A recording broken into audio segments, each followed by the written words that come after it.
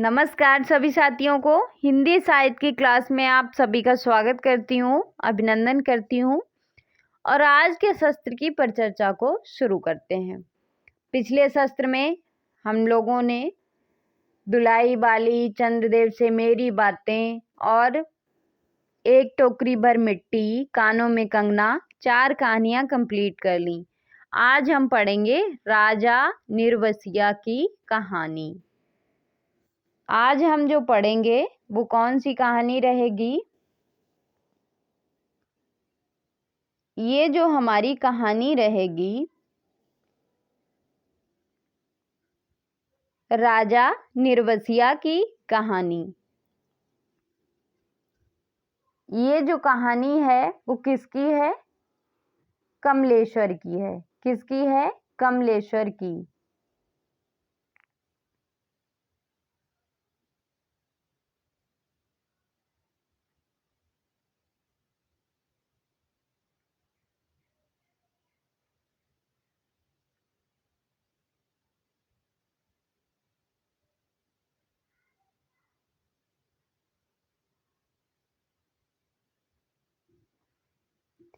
कमलेश्वर की कहानी है। ये कहानी जो है कब प्रकाशित हुई थी? 1957 में प्रकाशित हुई थी। कब प्रकाशित हुई थी? 1957 में।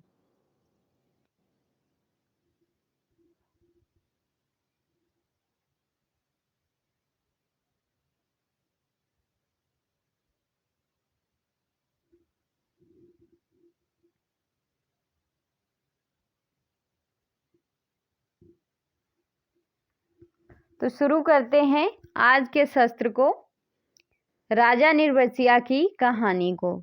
इसमें जो एक राजा की कहानी है और एक साधारण व्यक्ति की कहानी है। 2 व्यक्तियों की कहानी है। एक राजा निर्वसिया थे, माँ कहानी सुनाया करती थी।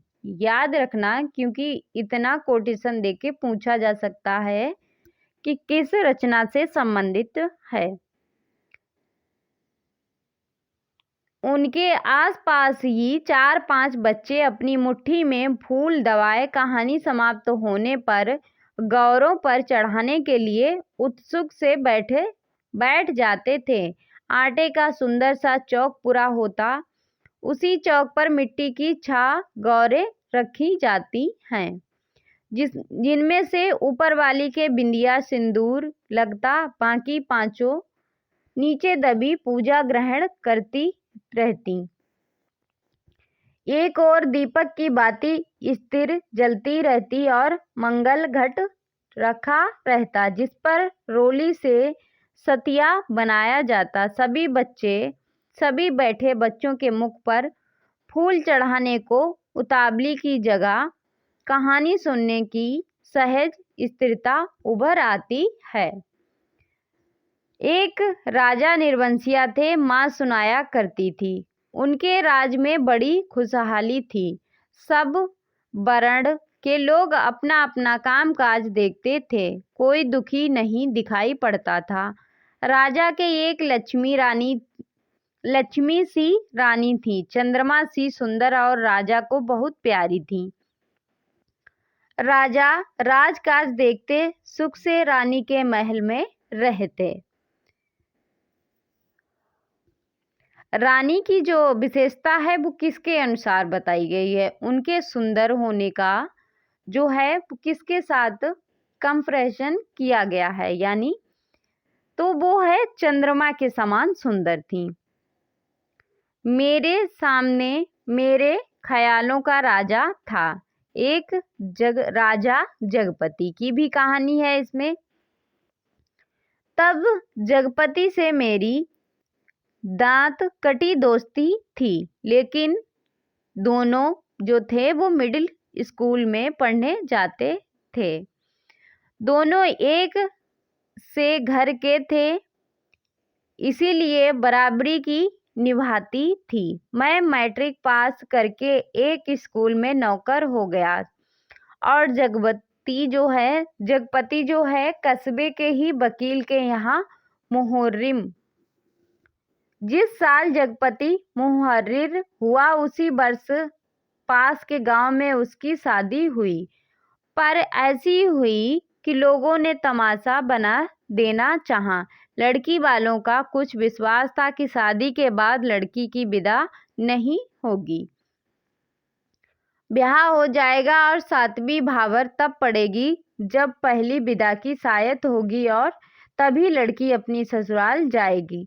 जब जगपति की पत्नी थोड़ी बहुत पढ़ी लिखी थी, पर घर की लीक को कौन मेटे। बारात बिना बहू के वापस आ गई और लड़के वालों ने तय कर लिया कि अब जगपति की शादी कहीं और से कर दी जाएगी, चाहे कानी लूली से हो, पर वह लड़की अब घर में नहीं आएगी। लेकिन साल खत्म होते होते सब ठीक हो गया। लड़की वालों ने माफी मांग ली और जगपति की पत्नी अपनी ससुराल आ गई। उसके बाद जगपति को जैसे सब कुछ मिल गया और सास ने बहू को बलाइयां लेकर घर की सब चाबियां सौंप दी।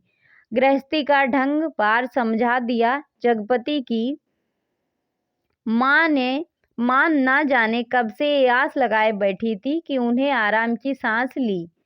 उन्होंने जो है आराम की सांस ली। पाठ पूजा में समय कटने लगा। दोपहरिया दूसरों के घरों में आंगन में बिताने लगी। सास का रोग था कि उन्हें जो एक दिन उन्होंने अपनी अंतिम घड़ियां गिनते हुए चंदा को पास बुलाकर समझाया।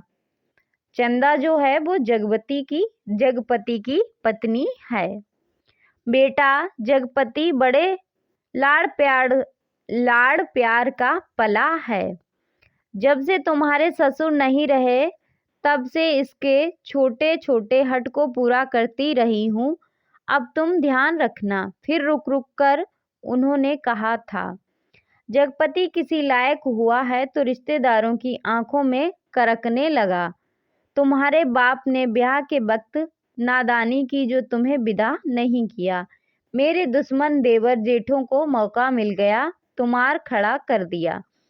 अब विदा करवाना, नाक कटवाना है। जगपति का ब्याह क्या हुआ कि उन लोगों की छाती पर सांप लौट गया। सोचा घर की इज्जत रखने की आड़ लेकर रंग में भंग कर दें। अब बेटा, इस घर की लाज तुम्हारी लाज है।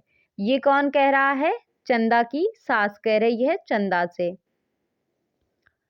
आज को तुम्हारे ससुर होते तो भला कहते कहते माँ की आंखों में आंसू आ गए और वे जगपति की देखभाल उसे सौंप कर सदा के लिए मौन हो गईं। फिर एक अरमान उसके साथ ही चला गया कि जगपति की संतान को 4 बरस इंतजार करने के बाद भी गोद में ना खिला पाई। और चंदा ने मन में सब्र कर लिया था कि यही सोचकर कि कुल देवता का अंश तो उसे जीवन भर पूजने को मिल गया था। घर में चारों तरफ जैसे उदारता बिखरी रहती, अपना अनापा बरसता रहता। उसे लगता जैसे घर की अंधेरी एकांत कोठरियों में यह शांत शीतलता है जो उसे भरमा लेती है। घर की सब कुंडियों की खनक उसके कानों में बस गई थी। हर दरवाजे की चरमराहट पहचान गई थी। एक रोज राजा आखेट हो गए। अब यहाँ से कहानी शुरू होती है राजा निर्वसिया की। एक रोज जो थे राजा आखेट को गए थे। आखेट यानी शिकार को गए थे।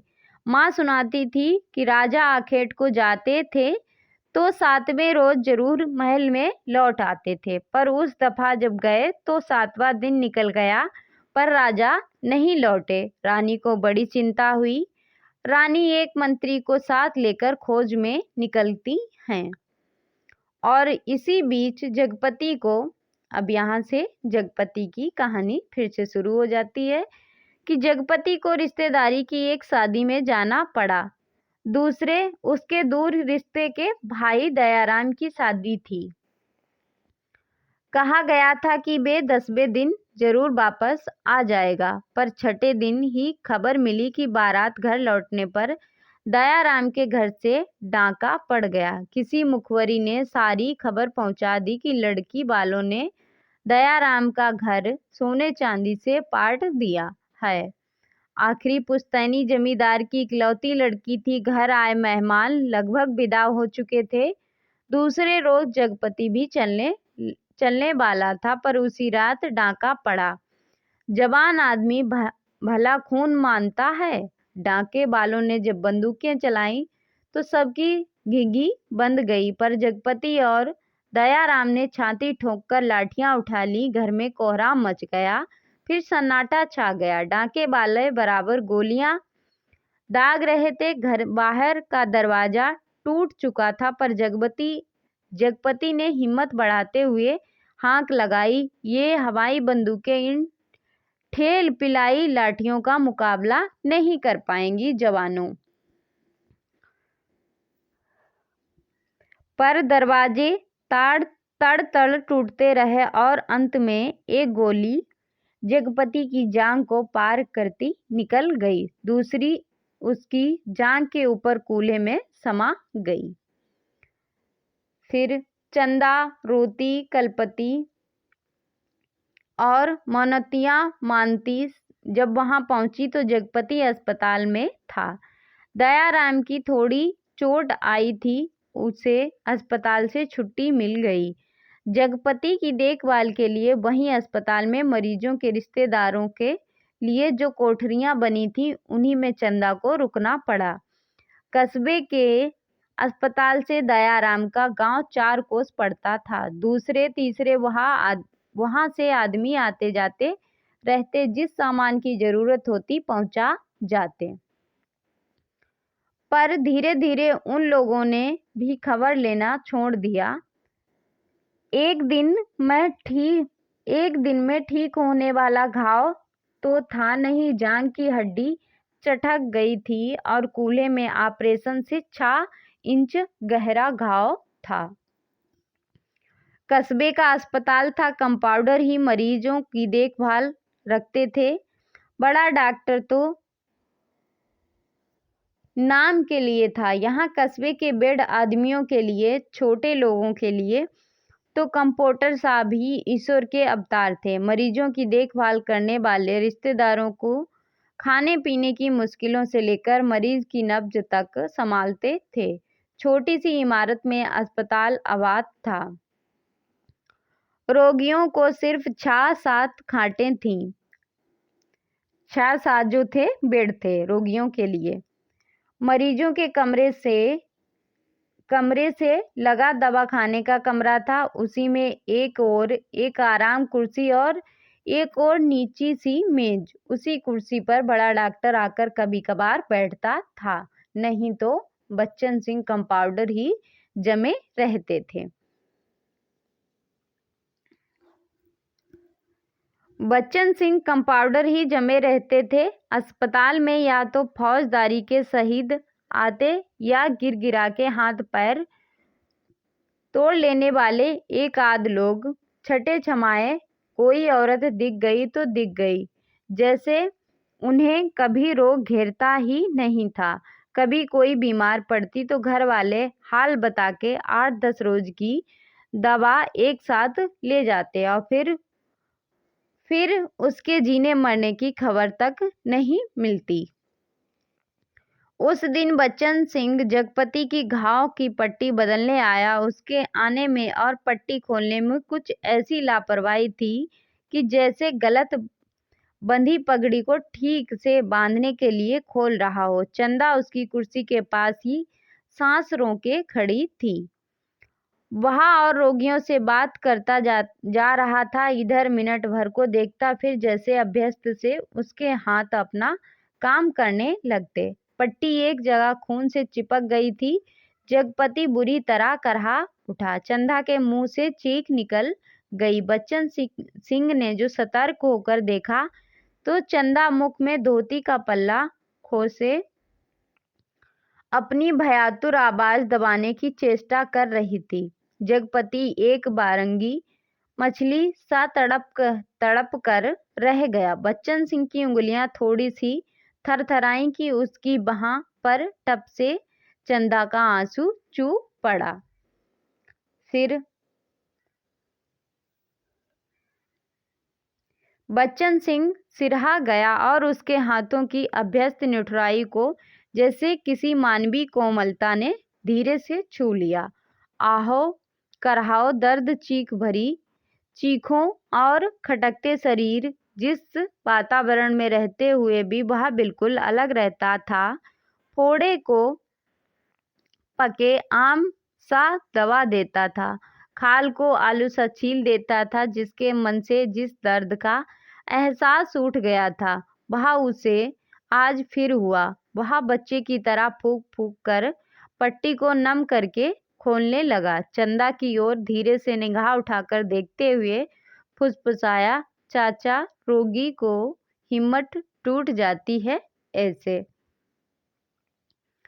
पर जैसे यह करते करते उसका मन खुद अपनी बात से उचट गया। वह बेपरवाही तो चीख और करहाओं की एक रास्ता से उसे मिली, रोगी की हिम्मत बढ़ाने की कर्तव्य निष्ठा से नहीं।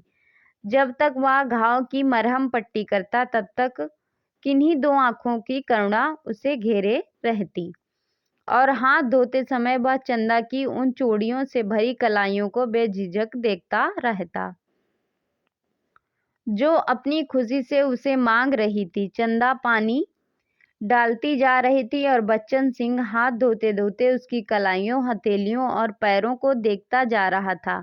दवा खाने की ओर जाते हुए चंदा को हाथ के इशारे से बुलाकर कहा, दिल छोटा मत करना, जांग का घाव है, 10 रोज में भर जाएंगे। कूले का घाव कुछ दिन जरूर लेगा, अच्छी से अच्छी दवाई दूंगा। दवाइयाँ तो ऐसी हैं कि मुर्दे को चंगा कर दें, पर हमारे अस्पताल में नहीं आती।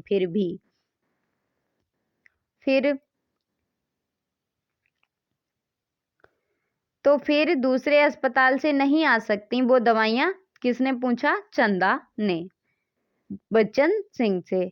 आ तो सकती हैं पर मरीज को अपना पैसा खर्च करना पड़ता है उनमें। चंदा चुप रह गई तो बच्चन सिंह के मुंह से अन्यास ही निकल पड़ा, किसी चीज की जरूरत हो तो मुझे बताना, रही दवाइयाँ सो कहीं ना कहीं से इंतजाम करके ला दूंगा, महकाबे से मंगवाएंगे तो आते वाते महीनों लग जाएंगे, शहर के डॉक्टर से मंगवा दूंगा। तो ताकत की दवाइयों की बड़ी जरूरत है, उन्हें अच्छा देखा जाएगा। कहते कहते वह रुक गया। उसके बाद चंदा ने कृतज्ञ भरी नजरों से उसे देखा और उसे लगा जैसे आंधी में उड़ते पत्ते को एक अटकाव मिल गया। आकर वह जगपति की खाट से लगकर बैठ गई। उसकी हथेली लेकर वह सहलाती रही, नाखूनों को अपने पोरों से दबाती रही। धीरे धीरे वह अंधेरा बढ़ चला। बच्चन सिंह तेल की एक लालटेन लाकर मरीजों के कमरे के कोने में रख गया। चंदा ने जगपति की कलाई दबाते दबाते धीरे से कहा कि कंपाउंडर साहब कह रहे थे, और इतना कहकर वह जगपति का ध्यान आकृष्ट करने को चुप हो गई। क्या कह रहे थे? जगपति ने अनमने स्वर में बोला, कुछ ताकत की दवाइयाँ तुम्हारे लिए जरूरी हैं, मैं जानता हूँ, पर देखो चंदा, चादर के बराबर ही पैर फैलाए जा सकते हैं, हमारी औकात इन दवाइयों की नहीं है। फिर औकात आदमी की देखी जाती है कि पैसे की? तुम तो देखा जाएगा, कंपाउंडर साहब इंतजाम कर देंगे, उनसे कहूंगी मैं। नहीं चंदा, उधार खाते से मेरा इलाज नहीं होगा, चाहे 1 के 4 दिन लग जाएं इसमें तो। तुम नहीं जानती, कर्ज कोड़ का रोग होता ही एक बार लग जाने से तन तो गलता है, मन भी रोगी हो जाता है। महत्वपूर्ण कोटेशन है, एग्जाम में पूछा जा चुका है। लेकिन कहते कहते वह रुक गई। जगपति अपनी बात की टेक रखने के लिए दूसरी ओर मुंह घुमाकर लेटा रहा और तीसरे रोज जगपति के सिराने कई ताकत की दवाइयां रखी थीं और चंदा की ठहरने वाली कोठरी में उसके लेटने के लिए एक खाट भी पहुंच गई। चंदा जब आई तो जगपति के चेहरे पर मानसिक पीड़ा की असंख्य रेखाएं उभरी थीं, जैसे वह अपनी बीमारी से लड़ने के अलावा स्वयं अपनी आत्मा से भी लड़ रहा हो, चंदा की नादानी और स्नेह से भी उलझ रहा हो और सबसे ऊपर सहायता करने वाले की दया से जूझ रहा हो। उसके बाद चंदा ने देखा यह सब सह ना पाई। उसके जी में आया कि कह दे, क्या आज तक तुमने कभी किसी से उधार पैसे नहीं लिए?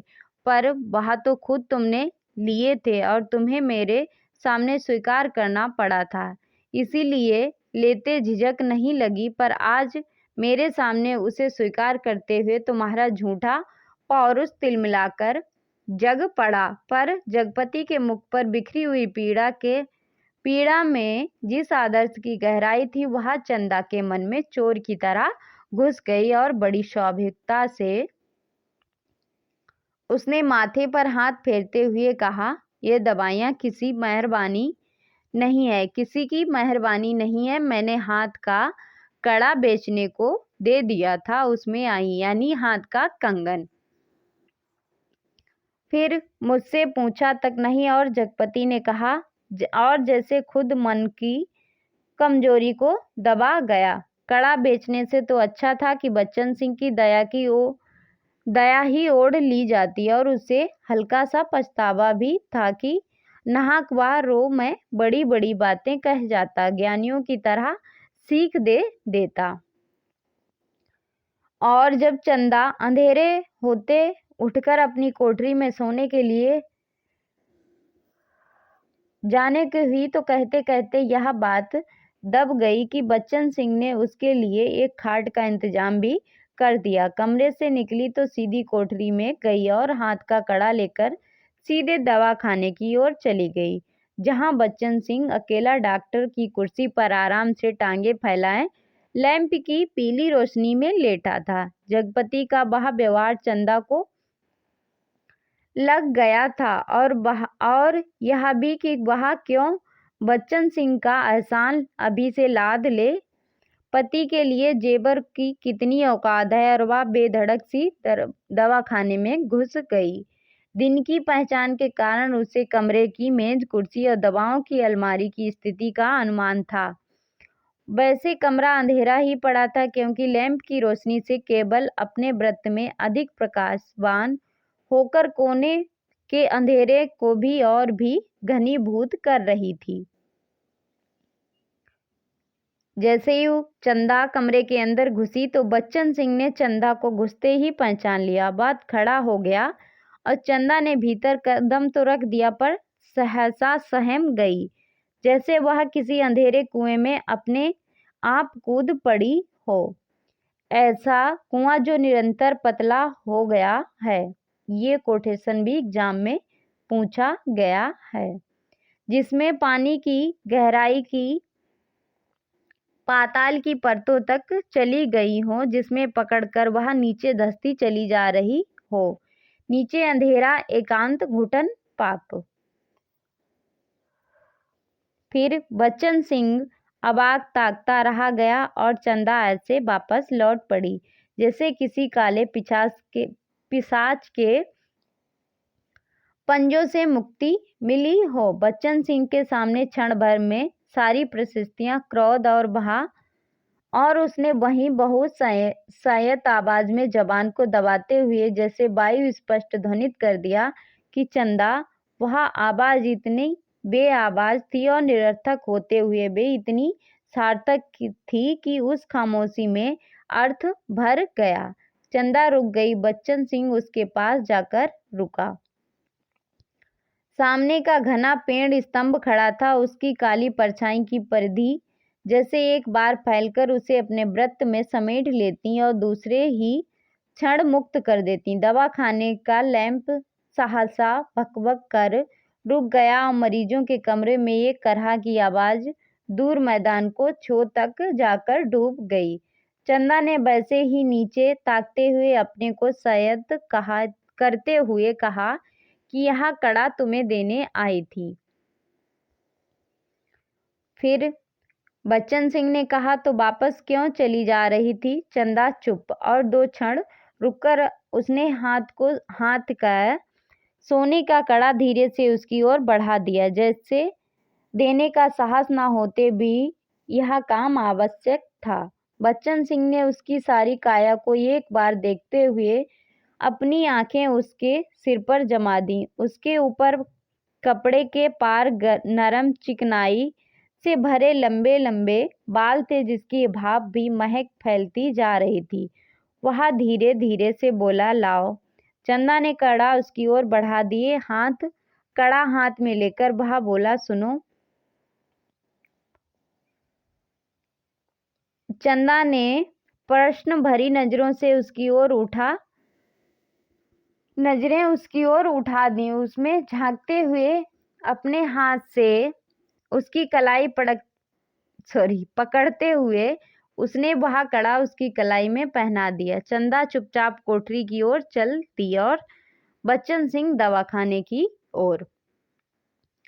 कालिख बुरी तरह बढ़ गई थी और सामने खड़े पेड़ की परछाई काली गहरी पड़ गई थी। दोनों लौट गए थे, पर जैसे उस कालिख में कुछ रह गया था, छूट गया था। दवाई खाने का लैंप जलते जलते एक बार भभका था। उसमें तेल ना रह जाने के कारण बत्ती की लौ बीच से फट गई थी। उसके ऊपर धुएं की लकीरें बल खाती सांप की तरह अंधेरे में विलीन हो जाती थीं। सुबह जब चंदा जगपति के पास पहुंचती और बिस्तर ठीक करने लगी तो जगपति को लगा कि चंदा बहुत उदास थी। क्षण क्षण में चंदा के मुख पर अगिनत भाव आ रहे थे, जिसमें असमंजस था, पीड़ा थी और निहारिता थी। कोई अदृश्य पाप कर चुकने के कारण वह हृदय की गहराई से उसे किए गए पश्चाताप जैसे धूमिल चमक। रानी मंत्री के साथ अब यहाँ से शुरू होती है कहानी राजा निर्वसिया की। रानी मंत्री के साथ जब निराश होकर लौटी तो देखा राजा महल में उपस्थित थे। उनकी खुशी का ठिकाना ना रहा। माँ सुनाया करती थी, पर राजा को रानी का इस तरह मंत्री के साथ अच्छा नहीं। मंत्री के साथ राजा को खोजने के लिए गई तो वो बात राजा को अच्छी नहीं लगी। रानी ने राजा को समझाया कि वह तो केवल राजा के प्रति अटूट प्रेम के कारण अपने को रोक ना सकी। राजा रानी एक दूसरे को बहुत चाहते थे। फिर दोनों के दिलों में एक बात सूल सी गड़ती रही कि उनकी कोई संतान ना थी। राजवंश का दीपक बुझने जा रहा था। संतान के अभाव में उनका लोक परलोक बिगड़ा जा रहा था। कुल की मर्यादा नष्ट होने की शंका बढ़ती जा रही थी। फिर से कहानी शुरू होती है जगपति की।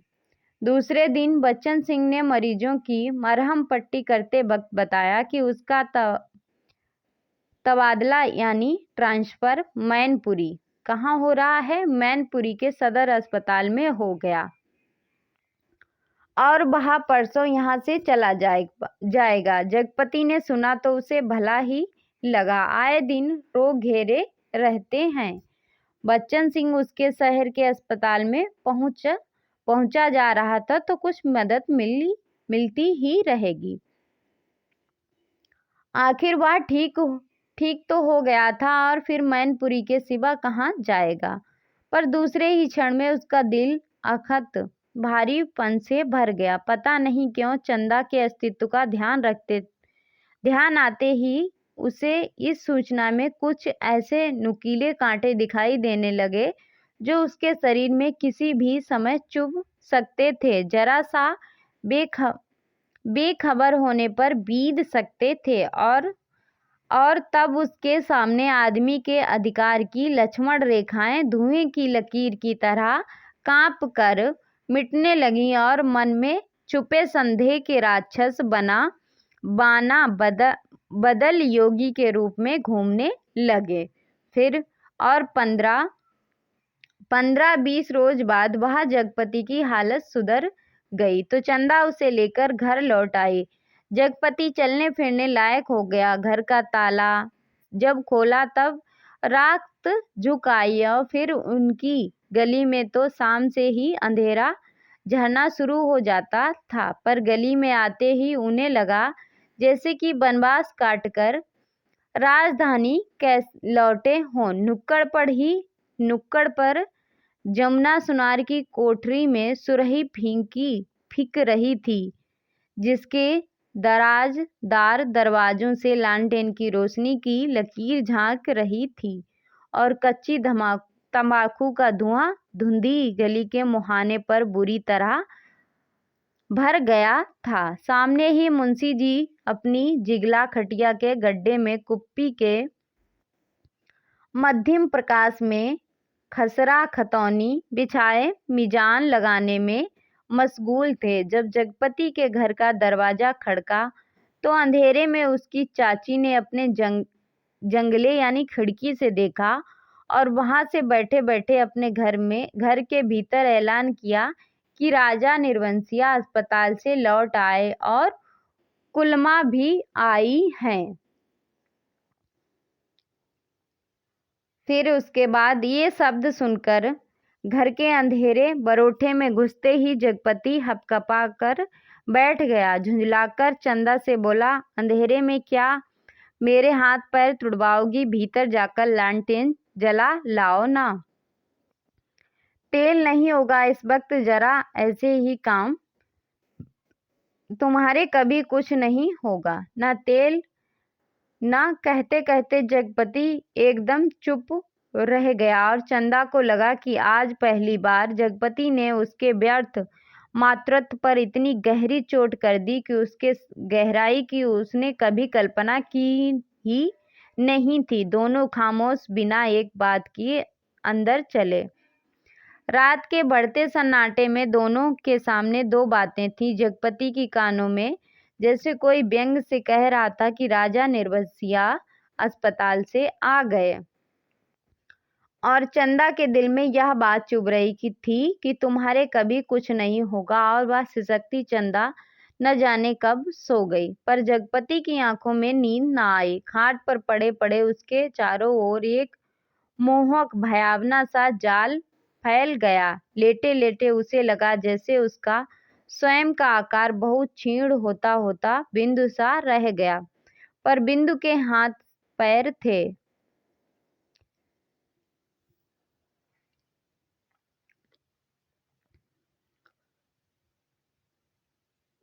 और दिल की धड़कन भी। कोठरी का घुटा घुटा सा अंधियारा, मटमैली दीवारों और गहन गुफाओं सी अलमारियां जिनमें ये बार बार झांक कर देखता और वह सिराहे उठता जैसे फिर जैसे सब कुछ तब्दील हो गया हो।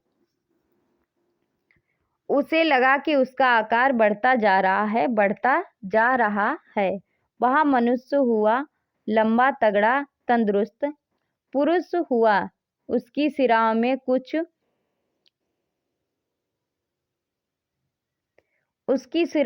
कुछ फूट पड़ने के लिए व्याकुलता से खौल उठा, जिसके हाथ शरीर के अनुपात से बहुत बड़े, डरावने और भयानक हो गए। उसके लंबे लंबे नाखून निकल आए। वह राक्षस हुआ, दैत्य हुआ, आदिम बर्ब हुआ। और बड़ी तेज से सारा कमरा एक बारंगी चक्कर काट गया। फिर सब धीरे धीरे स्थिर होने लगा और उसकी सांसें ठीक होती जान पड़ी। फिर जैसे बहुत कोशिश करने पर घीघी बंद जाने के कारण उसकी आवाज फूटी, चंदा। चंदा की नरम सांसों की हल्की ससराहट कमरे में जान डालने लगी। जगपति अपनी पाटी का सहारा लेकर झुका, कांपते पैर अपनी जमीन पर रखे और चंदा की खाट के पास से सिर टिकराकर बैठ गया। उसे लगा जैसे चंदा की इन सांसों की आवाज में जमीन का संगीत गूंज रहा, और बा उठा चंदा के मुख पर झुक गया। उस अंधेरे में आंखें गड़ाए बहुत देर बाद वह स्वयं चंदा के मुख का आहवा फूटकर अपने आप बिखरने लगी। उसके नक्श उज्जवल हो उठे और जगपति की आंखों की ज्योति मिल गई। वह मुग्ध सा ताकता रहा। उसके बाद चंदा के बिखरे बाल, जिसमें हाल के जन्मे बच्चे के गबुआरे बालों की सी महक, दूध की कचाइयाँ, शरीर के रस की सी मिठास और स्नेह थी, चिकनाहट और वह माथा जिस पर बालों के तमाम छोटे छोटे नर्म नर्म से रोए रेशम से उस पर कभी लगाई गई सिंदूर की बिंदी का हल्का मिटा हुआ सा आभास, नन्हे नन्हे निर्दोष सोए पलक और उसकी मासूम सी कांटों की तरह बरौनियां और सांस में घुल कर आती हुई वह आत्मा की निष्कपट आवाज की लय, फूल की पंखुड़ी से पतले पतले ओंठ, उन पर पड़ी अछूती रेखाएं जिनमें सिर्फ दूध सी महक, उसकी आंखों के सामने ममता सी छा गई, केवल ममता। उसके मुख से अस्फुट शब्द गया, बच्ची। डरते डरते उसके बालों की एक लट को बड़े जतन से उसने हथेली पर रखा और उंगली से उस पर जैसे लकीरें खींचने लगा। उसे लगा कोई शिशु उसके अंक में आने के लिए लिपट झटपटाकर निराश होकर सो गया हो। उसने दोनों हथेलियों को पसार कर उसके सिर को अपनी सीमा में भर लेना चाहा कि कोई कठोर चीज उसकी अंगुलियों से टकराई, जैसे होश में आया। बड़े सहारे से उसने चंदा के सिर के नीचे टटोला। एक रुमाल में बंधा कुछ उसके हाथों में आ गया। अपने को संयत करता वह वहीं जमीन पर बैठ गया। उसी अंधेरे में उसी रुमाल को खोला, जैसे सांप सूंघ गया। चंदा के हाथों के दोनों सोने के जो कड़े उसमें थे, और तब उसके सामने सब सृष्टि धीरे धीरे टुकड़े टुकड़े होकर बिखरने लगी। ये कड़े तो चंदा बेचकर उसका इलाज करा रही थी। ये सब दवाइयाँ और ताकत की टॉनिक। उसने तो कहा था ये दवाइयाँ किसी की मेहरबानी नहीं है, मैंने हाथ के कड़े बेचने को दे दिए थे। पर उसका गला बुरी तरह सूख गया, जबान जैसे तालू से चिपक कर रह गई। उसने चाहा कि चंदा को झकझोर कर उठाए, पर शरीर की शक्ति बह सी गई। रक्त पानी हो गया था। थोड़ा सा संयत हुआ। उसने बेकड़े उसी रुमाल में लपेटकर उसकी खाट के कोने पर रख दिए। बड़ी मुश्किल से अपनी खाट की पाटी पकड़कर लुढ़क गया। चंदा झूठ बोली, पर क्यों? कड़े आज तक ही छुपाए रही। उसने इतना बड़ा दुराव क्यों किया? आखिर क्यों? किस लिए? और जगपति का दिल भारी हो गया।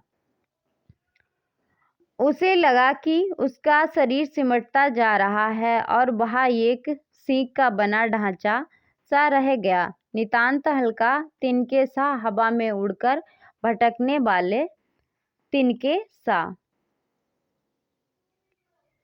फिर क्या हुआ? उस रात के बाद रोज जगपति सोचता रहा कि चंदा से कड़े मांगकर बेच ले और कोई छोटा मोटा कारोबार शुरू कर दे, क्योंकि नौकरी छूट चुकी थी। इतने दिन की गैर हाजिरी के बाद वकील साहब ने दूसरा मुहर्रिम रख लिया था। वह रोज यही सोचता, जब चंदा सामने आती तो न जाने कैसा असहाय उसकी अवस्था हो जाती। उसे लगता जैसे कड़े मांगकर वह चंदा से पत्नी होने का पद छीन लिया। अब भगवान ने जो है माँ बनने का हक ही छीन लिया। वो सोचता, आखिर चंदा क्या रह जाएगी? एक स्त्री से यदि पत्नी और मातृत्व छीन लिया जाए तो उसके जीवन की सार्थकता ही क्या है? चंदा के साथ वह अन्याय कैसे करे? उससे दूसरी आंखों की रोशनी कैसे मांग ले? फिर तो वह नितांत अंधी हो जाएगी। उन कणों को मांगने से पीछे जिस इतिहास की आत्मा नंगी हो जाएगी, वह कैसे लज्जा को स्वयं ही उधार कर ढपेगा? और वह उन्हीं ख्यालों में डूबा सुबह से शाम तक इधर से उधर काम की टोहों में घूमता रहता। किसी से उधार ले, पर किस संपत्ति पर? क्या है उसके पास जिसके आधार पर कोई उसे कुछ दे? और मोहल्ले के लोग जो एक एक पाई पर जान देते हैं। कोई चीज खरीदते वक्त भाव में 1 पैसा कम कराने पर मीलों पैदल जाकर 1 पैसा बचाते हैं। 1 पैसे की मसाले की पुड़िया बंधवाकर 11 मातरवा पैसों का हिसाब जोड़कर एक आध पैसा उधार मिन्नतें करते सौदा घर लाते हैं। गली में कोई खोचे वाला फंस गया तो 2 पैसे की चीज को लड़ झगड़कर 4 दाने ज्यादा पाने की नीयत से जो 2 जगह बंधवाते हैं। फिर दिन शाम को जब वह घर पहुंचा तो बरोठे में एक साइकिल नजर आई।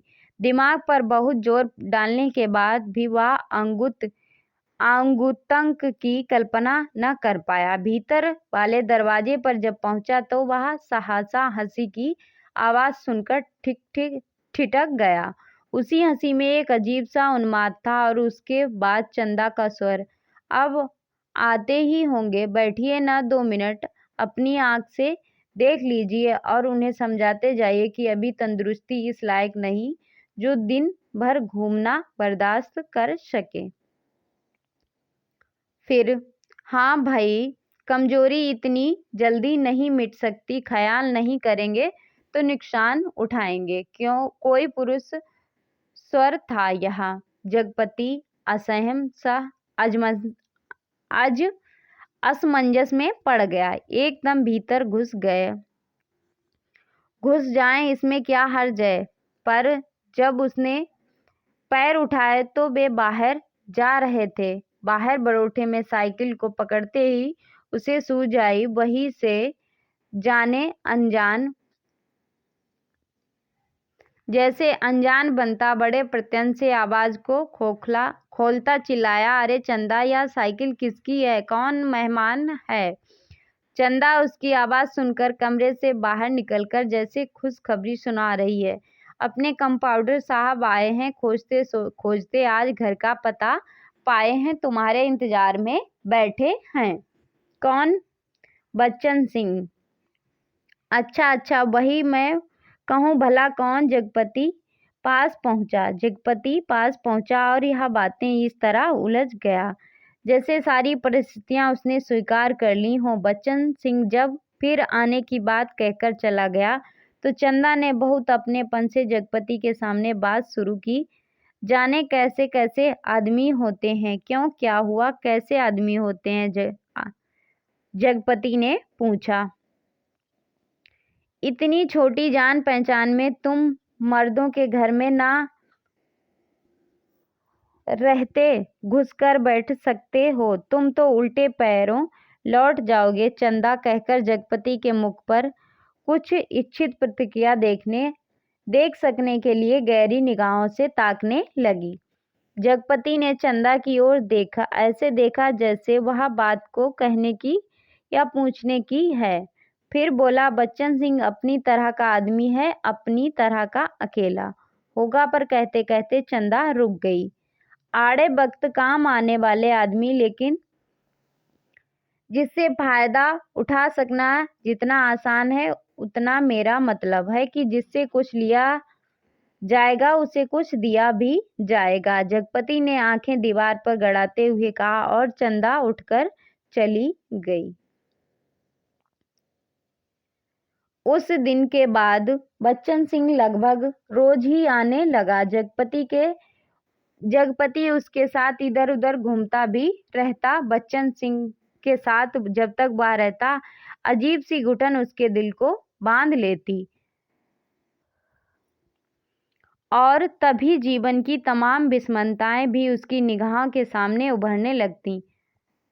आखिर वह स्वयं एक आदमी है। बेकार यह माना कि उसके सामने पेट पालने की कोई इतनी विकराल समस्या नहीं। वह भूखे नहीं मर रहा है, जाड़े में कप नहीं रहा है, पर उसके 2 हाथ पैर हैं। शरीर का पिंजरा है जो कुछ मांगता है कुछ, और वह सोचता कुछ। यहाँ कुछ क्या है? सुख शायद हाँ शायद नहीं। वह तो दुख में भी जी सकने का आदी है। अभावों में जीवित रह जाने वाला आश्चर्यजनक कीड़ा है। तो फिर वासना शायद हाँ शायद नहीं। चंदा का शरीर लेकर उसने उस क्षणिकता को भी देखा। तो फिर धन शायद हाँ शायद नहीं। उसने धन के लिए अपने को खपाया, पर वह भी तो अदृश्य प्यास को बुझा नहीं पाया। तो फिर क्या? वह कुछ क्या है? उसकी आत्मा में नासूर सा रिश्ता रहता, अपना उपचार मंगवाता है। शायद काम हाँ यही बिल्कुल यही, जो उसके जीवन की घड़ियों को निपट सोना ना छोड़े, जिसमें वह अपनी शक्ति लगा सके, अपना मन डुबो सके, अपने को सार्थक अनुभव कर सके, चाहे उसमें सुख हो या दुख, आरक्षा को सुरक्षा, शोषण हो या पोषण। ये बातें जो थी जगपति के मन में चल रही थीं। फिर पोषण, उसे सिर्फ काम चाहिए, करने के लिए कुछ चाहिए। यही तो उसकी प्रकृत आवश्यकता है, पहली और आखिरी मांग है। क्योंकि वह उस घर में नहीं पैदा हुआ जहाँ सिर्फ जबान हिलाकर शासन करने वाले होते हैं।